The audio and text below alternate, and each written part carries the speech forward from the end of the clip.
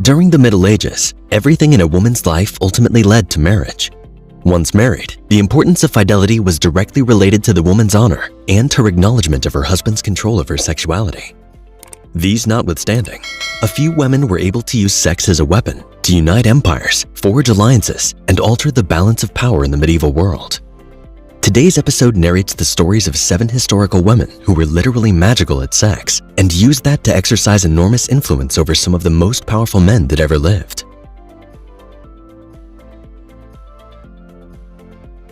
Number 7. Virginia Oldoni, Countess of Castiglione.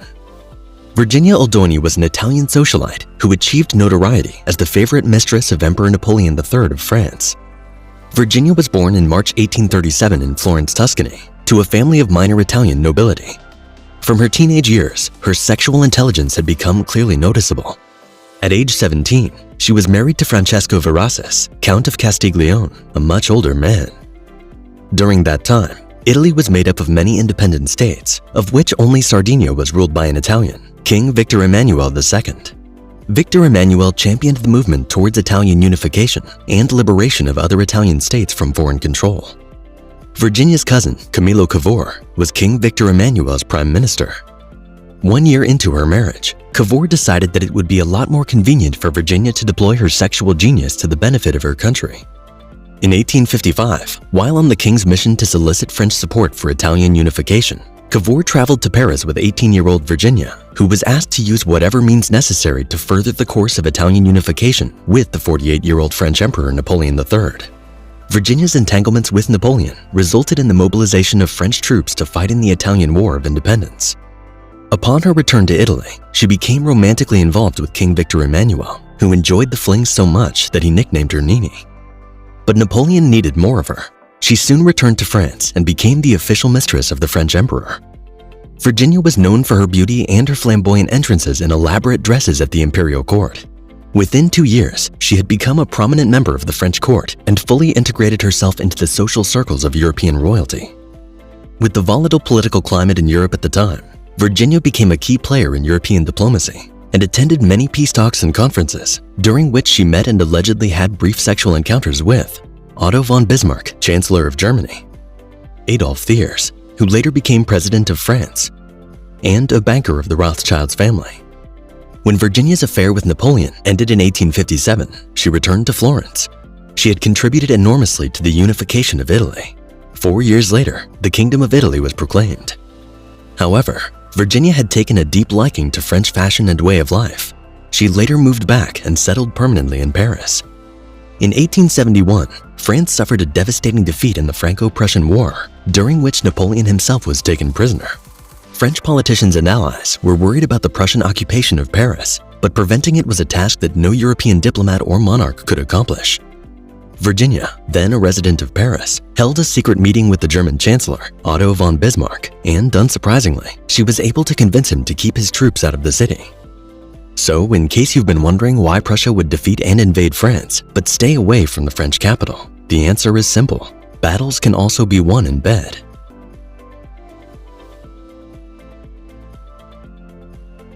Number 6. Barbara Palmer, 1st Duchess of Cleveland. Barbara Palmer was the most powerful and most notorious mistress of King Charles II of England, for whom she bore 6 children, and forced the king to acknowledge and bestow titles on them.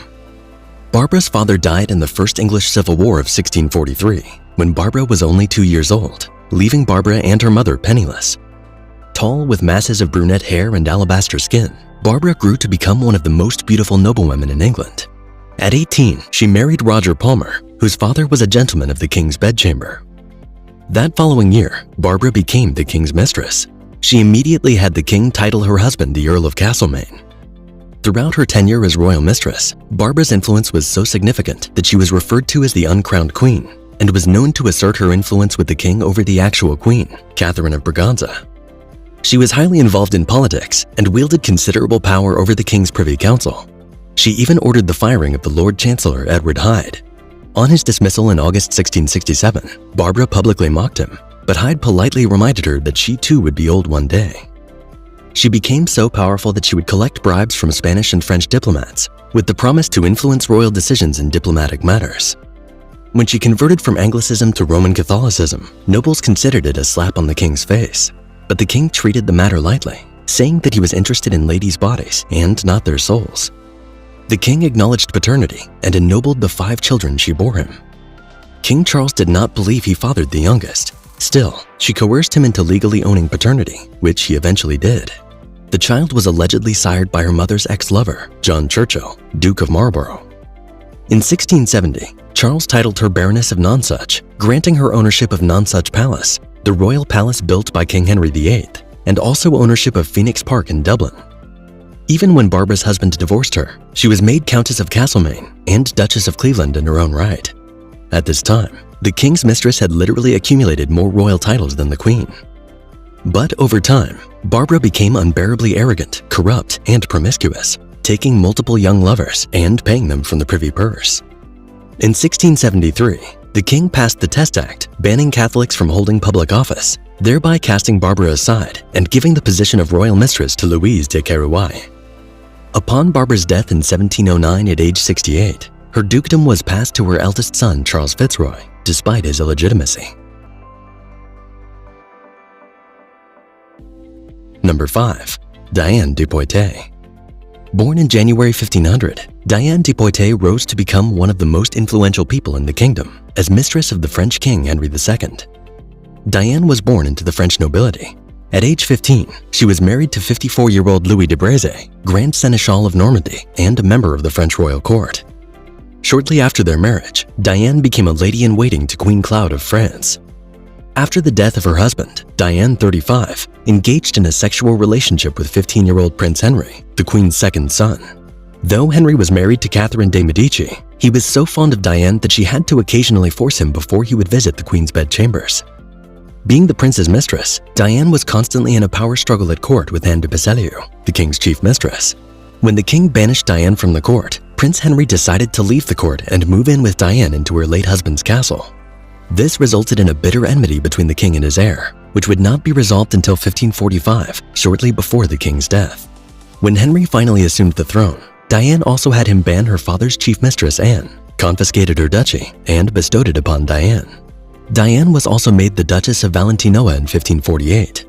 In addition, despite the law forbidding women from owning lands, Diane was allowed to inherit and manage her late husband's estates and retain his emoluments as Grand Seneschal of Normandy. Even when the Vatican had to send the Golden Rose to the new queen, symbolizing the church's acknowledgement of her reign, the Pope also had to acknowledge Diane's presence at court. He sent her a pearl necklace. Diane wielded influence over the king to the extent that when another royal mistress, Philippa Ducci, gave birth to the king's daughter, the child was named after Diane. Diane was worth over 300,000 crowns and was the most successful royal mistress in French history. She became a keen athlete and kept fit by riding and swimming regularly to preserve her youth and attractiveness. Henry would unrepentantly wear Diane's favor ribbon on his lance during his jousting tournaments instead of the queen's ribbon. For the next 25 years, she was one of the most powerful women in France, but Diane's power and status depended on the king's welfare and remaining in power. On June 30th, 1559, during a jousting match, the king was accidentally wounded by Gabriel Montgomery, captain of the Royal Guards. As Henry lay dying, Queen Catherine denied Diane access to his deathbed, even though he repeatedly asked for her. Immediately after his death, Diane was sent into exile, where she lived in one of her castles until her own death at age 66. Number 4. Elizabeth Farnesy, Queen Consort of Spain. Elizabeth Farnesy was the second wife of King Philip V of Spain. She was the queen consort and de facto ruler of Spain from 1714 to 1746. Elizabeth was born into Italian nobility. Her father was the hereditary Prince of Parma. Despite the enormous efforts made by her family, Elizabeth showed no interest in studying arithmetic and Latin, but did exceptionally well in her dance and music lessons. At age 21, she was married to King Philip V of Spain, who had lost his wife 7 months prior. Philip's excessive sexual needs were no secret in the European royal circles. He had insisted on his conjugal rights even on the previous queen's deathbed. Barely 9 months after his first wife's passing, Philip's sexual frustration was so bad that he could barely focus on state affairs. Given the gravity of the situation, Elizabeth was thought to be the ideal candidate for queen consort. Her physical charm and flirtatious facial expressions made the king fall madly in love with her at first sight.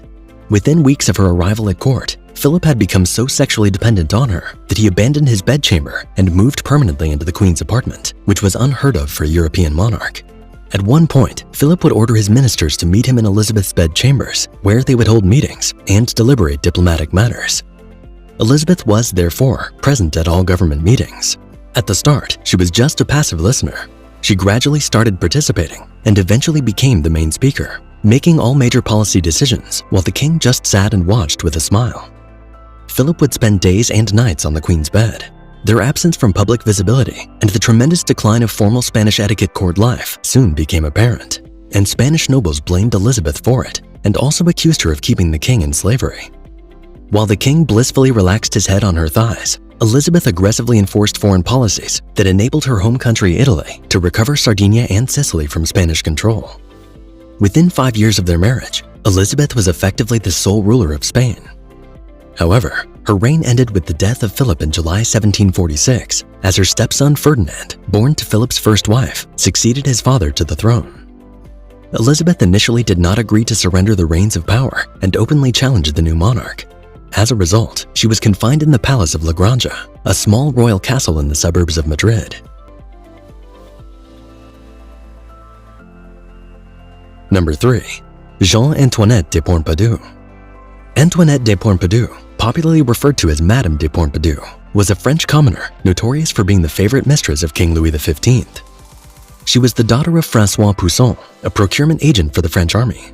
Antoinette's father fled the country when she was only 3, following an embezzlement scandal, a crime at that time punishable by death.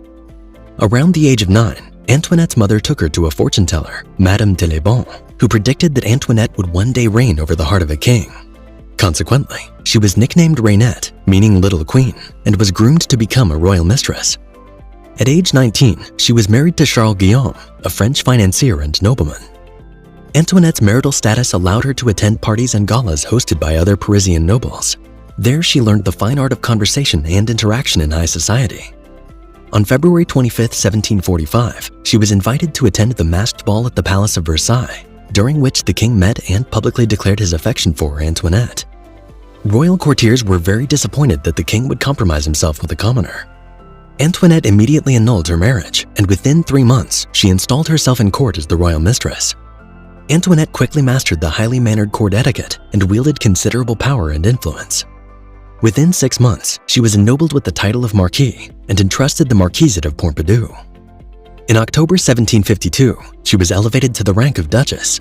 Antoinette effectively played the role of Prime Minister, appointing and firing state officials and approving government projects. She became so significantly involved in French politics and diplomacy that in 1755, Prince Wenzel Anton, the state chancellor of Austria, contacted Antoinette, seeking French support against Prussia and Great Britain. This resulted in the signing of the Treaty of Versailles in 1756 and France's involvement in the 7 Years' War. Unfortunately, France suffered a devastating defeat, emerged from the war virtually bankrupt, and eventually lost her North American colonies to Great Britain. Over time, Antoinette increasingly suffered from poor health that resulted in 3 miscarriages to the king. Also, the 1750 Jubilee year came with enormous pressure on the king to repent of his sins and renounce his mistresses. Consequently, she discontinued her sexual relationship with the king, titled herself Friend of the King, and continued to wield significant influence at court until her death in 1764 at age 42. Number 2. Qing Shi, the richest pirate in history. Qing Shi was an 18th century Chinese prostitute who rose to become the most successful pirate in history, with over 70,000 men and 1,800 ships under her command. Qing Shi was born in 1775 in the Chinese province of Guangzhou. She started her career as a prostitute in a floating brothel in Canton, the region's capital city. She is reported to have been exceptionally good at what she does, to the extent that she wielded enormous influence over the wealthiest and most politically connected men in the province. Qing Shi was remarkably talented in pillow-talking powerful men to desired outcomes. In fact, one of the most feared pirates in the empire, Zheng Yi, had literally become obsessed with her and badly wanted her all for himself. Though Zheng Yi's piracy operation was a family business and not a personal business, he agreed to Qing Shi's request for a 50% stake before she could be in an exclusive relationship with him.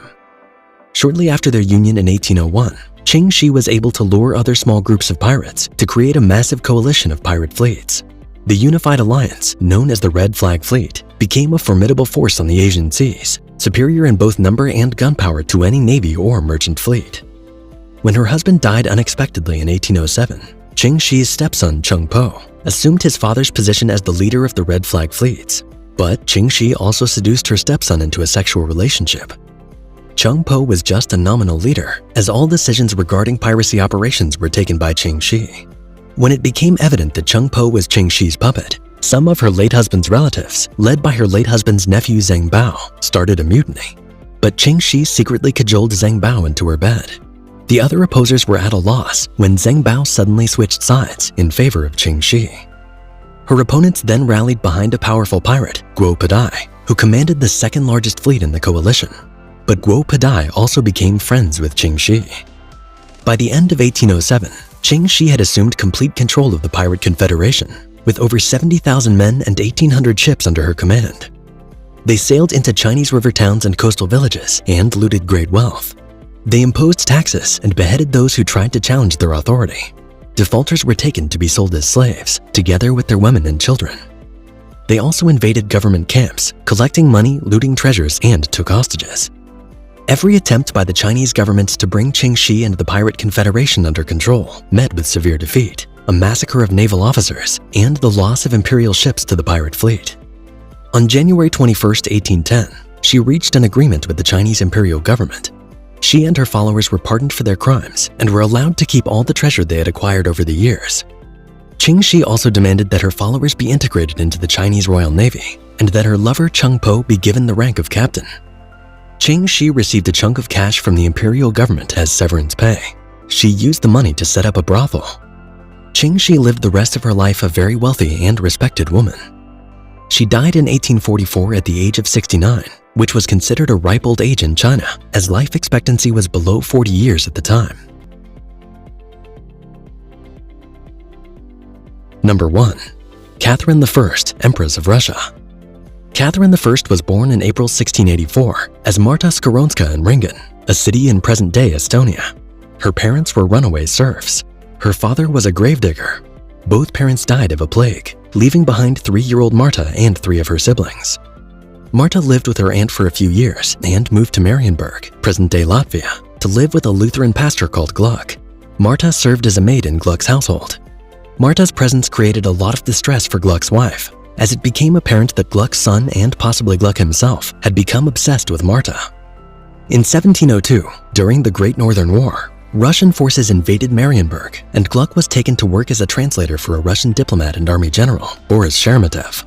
Gluck and his entire household moved into Sheremetev's residence. Marta, then 18, became Sheremetev's mistress, thereby sidelining Gluck and his son. When Sheremetev was called back to Russia, he took Marta with him. While in Russia, Sheremetev introduced her to Count Alexander Menshikov, an admiral of the Russian Imperial Navy, member of the Supreme Privy Council, and friend to Emperor Peter I of Russia. Marta soon became sexually involved with Menshikov, shortly after which she moved in with him, thereby sidelining Sheremetev. But Marta's fling with Menshikov didn't last long either. In the autumn of 1705, probably in an attempt to impress his friend the Emperor, Menshikov introduced Marta to Peter. Marta was only 21 at the time. Her ever-cheerful nature, witty gestures, and concise answers to the Emperor's questions proved that she was the dependable mistress the Emperor had been longing for. Peter fell in love with her and immediately ordered her to be brought to the imperial residence in St. Petersburg, thereby sidelining Menshikov. She converted to the Russian Orthodox faith and was baptized as Catherine on December 28, 1706. The couple was secretly married a year later. Though senior military officers expressed disappointment with the Emperor's involvement with an illiterate girl, the couple was very much in love. They went on to have 12 children, 2 of whom eventually ruled Russia. Emperor Peter married her again in 1712, this time officially. On May 7, 1724, Catherine was crowned Empress of Russia and co-ruler, thereby making her Peter's successor. When Peter died in 1725, Catherine became the first woman to hold supreme authority in Russia. Russia enjoyed a period of peace during the reign of Catherine. She managed to significantly reduce military expenses, which was consuming a whopping 65% of the state revenue at the time of Peter. By curtailing military expenses, Catherine reduced the tax burden on the peasants, earning her the reputation of a fair ruler. After her death in 1727, 2 of her sons ruled Russia. Thank you for watching. If you have a video idea, why not leave a comment? And if we make it, we'll give you a big shout out.